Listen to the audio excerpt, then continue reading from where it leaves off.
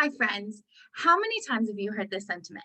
English just doesn't make sense. There's all these rules that none of the words are following. There's just too many exceptions. English makes no sense. We've all heard it, right? We've all shared the memes on Facebook. Well, today I want to share with you one rule that can help clarify so many spelling reasons. I just recently learned part of this rule. I'd already known some of it, and it blew my mind. I sat there thinking, why did nobody tell me this? And in all honesty, that's what I think most of the times I learn a new phonics rule. And I always share it with my kids too. And I'm like, look, y'all, Mrs. Campbell just learned this 2 weeks ago, and you get to learn it at 8 years old. So you're doing pretty good in life. Okay, so what is that one rule? My one rule is this. Words in English do not end in I, U, J, or V.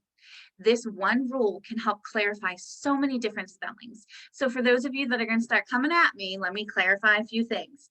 The word ski is not American or is not English, it is Norwegian. The word hi is a slang for hello. Hawaii is not of English origin. And the word you is so old, it gets to follow whatever rules it wants to follow. So let's talk about I. What does it mean that a word can't end in Y? Well, it means that we have to find a different letter to make that sound. And that is why words like buy, try, fly exist. The word cannot end in I, and so we have to do something else. Let's think about the letter U. Think about the word blue, blue. Well, this is what it would look like, but what do we have to do? Because it can't end in a U, we have to add an E. Same thing with words like glue. Pretty cool, huh? Oh, and flu, for when those of you who are going to say flu, is a shortened form of influenza. Now let's talk about the fact that words can't end in J. So that means that we can't have a word like this, like wedge. So what do we have to do? We have to do something else. And instead, we use a G.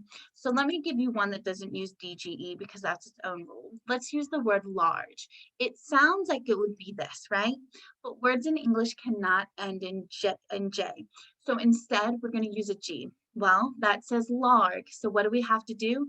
We add an E to soften the G. And then lastly, words in English cannot end in V.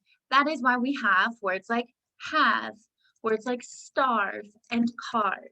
So you see, when you stop and think about it, and when you're worried about or not worried about, and when you don't understand certain English spellings, ask yourself, is it because we had to find another way to end a word because English words do not end in I, U, J, or V?